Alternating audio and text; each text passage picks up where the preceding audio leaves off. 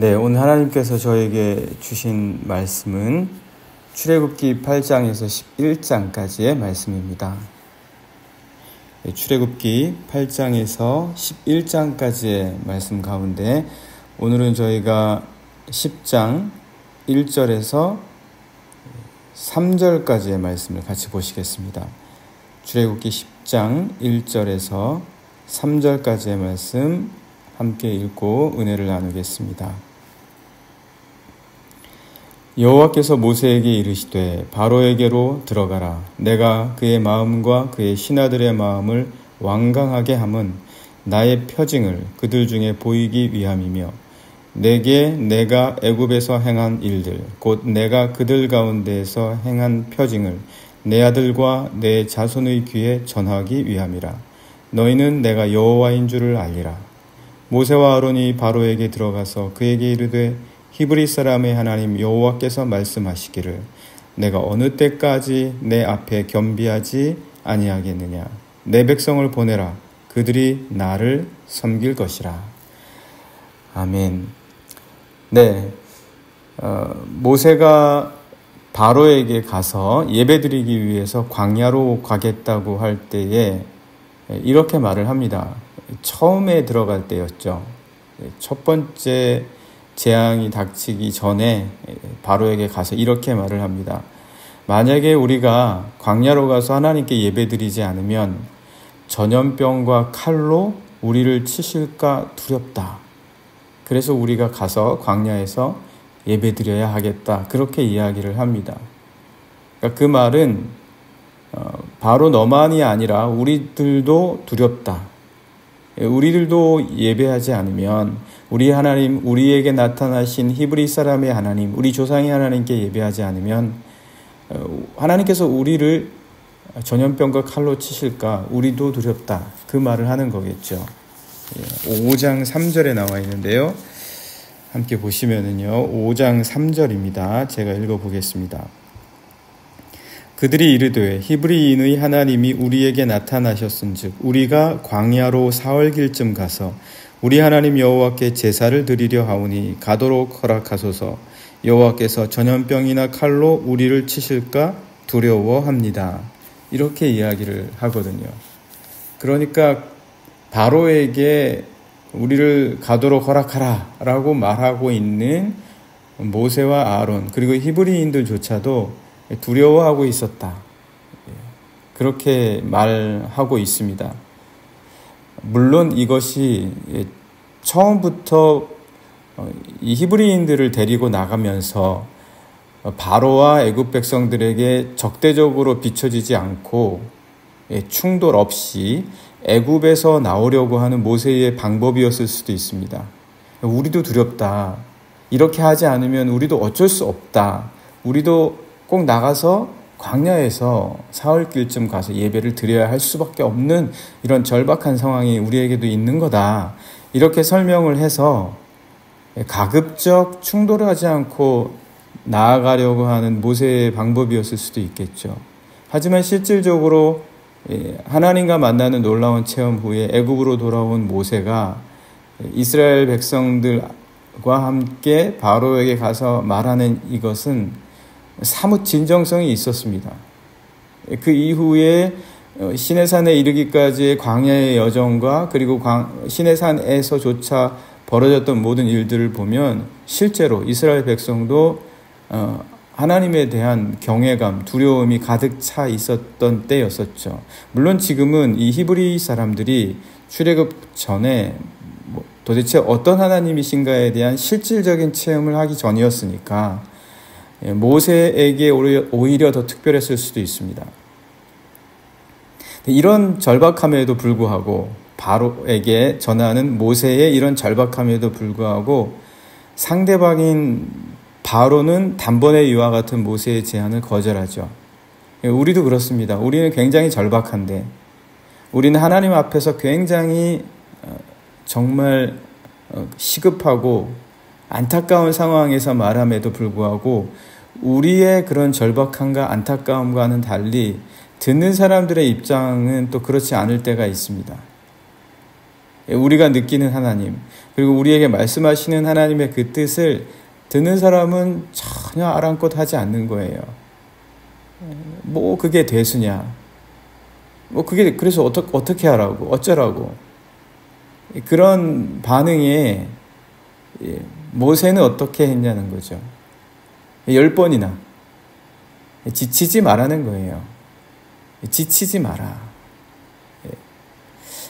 모세의 이런 절박한 제안을 거절하고 오히려 훨씬 더 무거운 노역을 부과합니다.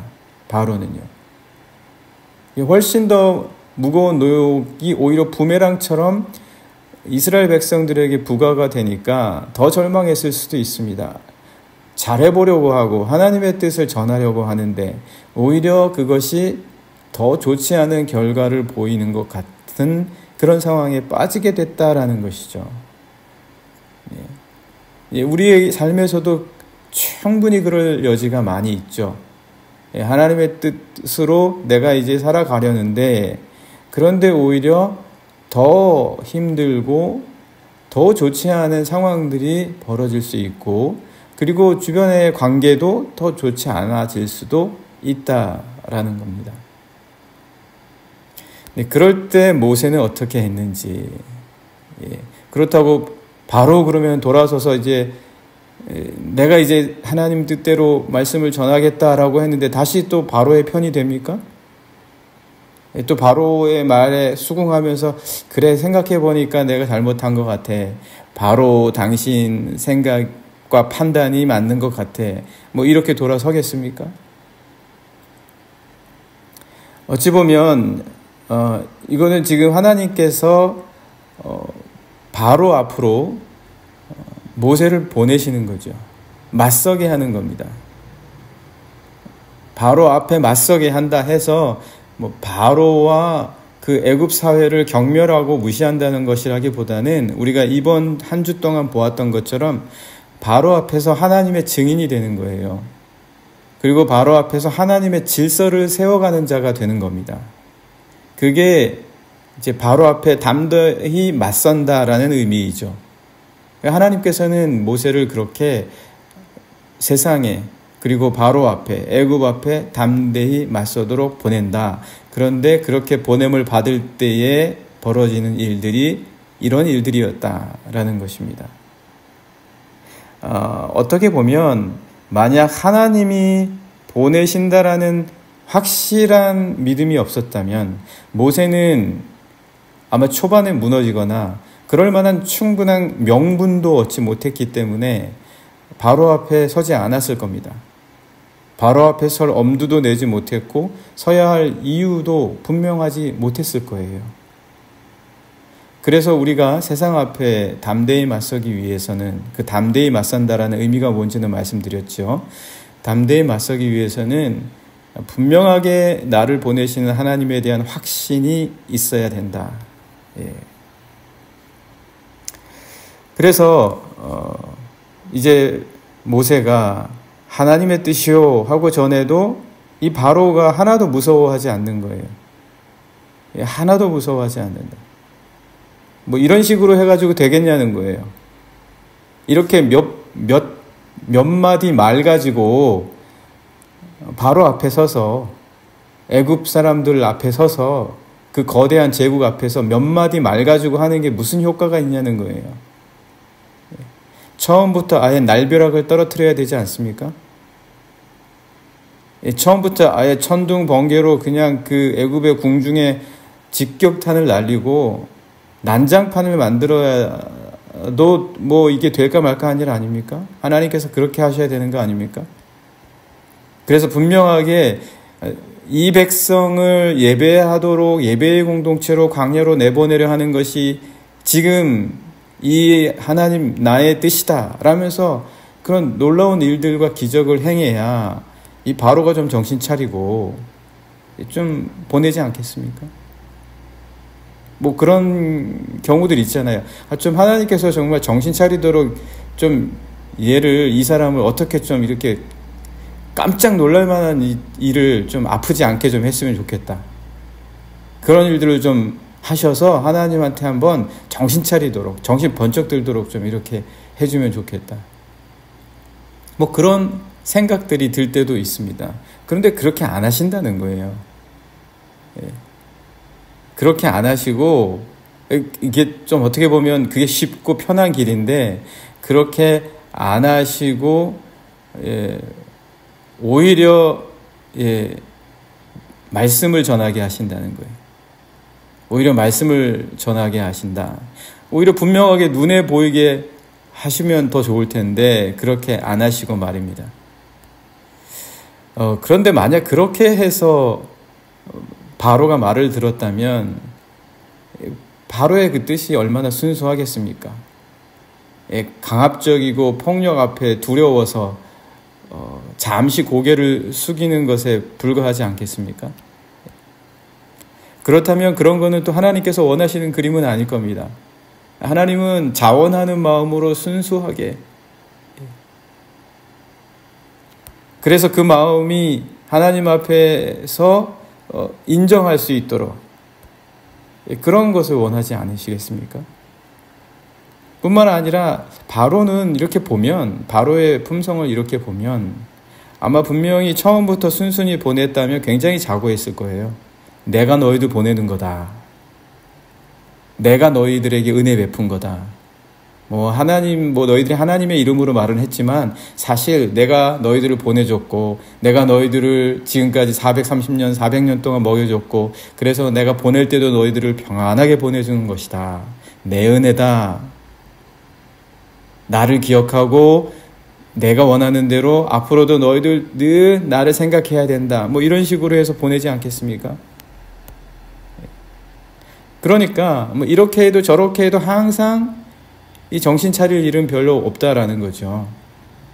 그래서 하나님께서는 로마서의 표현대로 하자면 그냥 그대로 내버려 두시는 거다. 그냥 그대로 내버려 두시는 거다. 왜요? 그냥 내버려 두심으로 말미암아 하나님의 섭리를 가장 잘 볼 수 있도록, 하나님의 표징을 가장 잘 체험할 수 있도록, 가장 효과적이고 가장 그에게 스스로 경험하고 체험할 수 있도록 그냥 내버려 두신다. 그래서 우리가 주변에 보면 그냥 내버려 두시는 경우가 있어요. 그냥 내버려 두시는 거예요. 그래서 하나님께서는 그 섭리 속에 자신이 창조하신 세상에서 이렇게 이런 것들을 다 예상하시면서도 하나님께서는 그 섭리 속에 자신이 창조하신 세상에서, 그러니까 뭐든지 다 하실 수 있는 세상임에도 불구하고 하나님께서는 자기의 백성들이 말씀으로 나아가기를 원하십니다. 그게 하나님을 가장 잘 표현하는 겁니다. 그게 하나님을 가장 잘 전달하는 겁니다. 그러니까 말씀 없이 나가면 하나님을 전달하는 게 아니에요. 자기를 나타낼 가능성이 매우 높다는 거예요. 그러니까 말씀으로 하나님께서는 자기의 백성들이 이 창조하신 세상 속에서 담대하게 나아가기를 원하신다. 그러니까 말씀으로 담대한 이들을 찾으시는 거예요. 말씀으로 담대한 이들. 그래서 세상 앞에 서기를 원하십니다. 세상 앞에 서라. 내가 너를 보내니까 너는 바로에게 들어가서 바로 앞에 서라 라고 말씀하시는 것처럼 오늘 우리에게도 너가 세상에 서기를 원한다. 그러나 너가 어떤 무슨 큰 능력이나 놀랄 만한 어떤 깜짝 이 세상을 당황시킬 만한 어떤 그런 기적과 이사로서가 아니라 말씀으로 너를 보낸다. 너는 그 말씀만으로도 담대할 수 있어야 한다. 그리고 그 세상 앞에 서서 하나님의 질서를 세우고 그리고 하나님의 이름을 증거해라. 그렇게 보내고 계시는 거죠. 그래서 이 세상에서 하나님께 예배하고 하나님께 자기의 표징을 이렇게 나타내고 그것을 분별할 수 있도록 보내기를 원하신다. 그게 이제 10장, 오늘 우리가 읽으신 말씀입니다. 10장 한번 같이 보실까요? 10장 1절 2절 말씀입니다. 여호와께서 모세에게 이르시되 바로에게로 들어가라. 내가 그의 마음과 그의 신하들의 마음을 완강하게 함은, 그냥 내버려 두는 것. 내버려 두는 것은 나의 표징을 그들 중에 보이기 위함이며, 내가 애굽에서 행한 일들, 곧 내가 그들 가운데에서 행한 표징을, 그러니까 이스라엘 백성에게조차도 또 뜻이 있으신 거예요. 이렇게 하시는 이유는 내 아들과 내 자손의 귀에 전하기 위함이라. 너희는 내가 여호와인 줄을 알리라. 하나님을 알게 하시는 거예요. 하나님을 알게 하시고 예배의 공동체로 그 후손과 후손에게 하나님은 여호와시다, 언약의 하나님이시다, 이 창조하신 이 세계에 약속을 주셔서 그 약속대로 이 세상을 움직여 가시고 세상을 이끌어 가실 바로 그 하나님 여호와이시다라는 것을 백성들에게 알리게 하시기 위함이다. 그래서 자꾸 보내시는 거죠. 그래서 세상 앞에 서고 그리고 예배의 공동체로 나아가게 하시는 겁니다. 3절 그러나 모세와 아론이 바로에게 들어가서 그에게 이르되 히브리 사람이 하나님 여호와께서 말씀하시기를 내가 어느 때까지 내 앞에 겸비하지 아니하겠느냐. 내 백성을 보내라. 그들이 나를 섬길 것이라. 비록 이렇게 말을 해도 바로는 완강했잖아요. 단숨에 거절을 하고요. 그런 것만 오는 게 아니에요. 이게 단번에 무시하는 것만 바로가 보인 것은 아니고요. 바로가 또 어떻게 하냐면 구슬리죠. 구슬리고 회유합니다. 구슬리고 회유하는 거예요. 막 이렇게 하면 더 좋지 않겠냐라는 거죠. 이렇게 해도 되잖아. 예를 들어서 너무 멀리 가지 말고 그냥 가까이서 예배 드리면 어때? 뭐 광야까지 갈 필요가 뭐가 있어? 그냥 여기서 예배 드려도 돼. 괜찮아. 우리가 예배 드리게 해줄게. 여기서 그냥 해. 그렇게 얘기하는 거죠. 예를 들어서 8장 28절 말씀 보실까요? 8장 28절. 바로가 이르되 내가 너희를 보내리니 너희가 너희의 하나님 여호와께 광야에서 제사를 드릴 것이나 너무 멀리 가지는 말라. 그런즉 너희는 나를 위하여 간구하라. 너무 멀리 가지는 마. 그냥 여기서 해. 광야 가더라도 너무 먼 광야 가지는 말고 가까운 광야에서 하면 되잖아. 뭔 사흘 길을 가. 그렇게 이야기하는 겁니다. 붙잡아 두려는 거예요. 붙잡아 두려는 거예요. 하나님께 예배하는 자가 아니라 넌 내 노예야. 내가 시키는 대로 해야지. 너는 내 거야. 우린 하나님의 사람이고 하나님께 예배드려야 된다는 거예요. 이스라엘은. 오늘날도 그렇지 않습니까? 오늘날도 똑같습니다. 사람이 사람의 노예로 만들려고 하는 거예요. 사람 내 거야. 사람이 이 세상이 자기 걸로 두려고 하는 거예요. 그것만이 아니라 또 뭐라고 합니까? 그냥 남자들만 가. 남자들만 가도 괜찮잖아? 중요한 건 남자야. 남자야 가서 예배 드리고 오고 나머지는 다 여기 있어. 그렇게 또 얘기를 합니다. 10장 11절이죠. 10장 11절. 바로가 그들에게 이르되 내가 너희와 너희의 어린아이들을 보내면 여호와가 너희와 함께함과 같으니라. 보라, 그것이 너희에게는 나쁜 것이니라. 그렇게 하지 말고 너희 장정만 가서 여호와를 섬기라. 이것이 너희가 구하는 바니라. 이에 그들이 바로 앞에서 쫓겨나니라. 여러 가지 모습으로 회유하는 거예요. 야, 굳이 그렇게까지 한다고 그게 꼭 예배니? 이렇게 해도 좋은 거 아니야? 이것도 예배야. 하나님이 말씀하시는 예배가 아니라 바로가 예배를 정해주는 거예요. 10장 24절도 보시면 또 어떻게 됩니까? 가축은 두라는 거예요. 그냥 가축은 두고 너희만 몸만 가라. 몸만 가라. 10장 24절 보시면 바로가 모세를 불러서 이르되 너희는 가서 여호와를 섬기되 너희의 양과 소는 머물러 두고 너희 어린 것들은 너희와 함께 갈지니라. 이렇게 끊임없이 회유하는 거예요. 끊임없이 붙잡아 두려고 하는 거예요. 어떤 식으로든 노예로 남게 하려고 하는 거예요.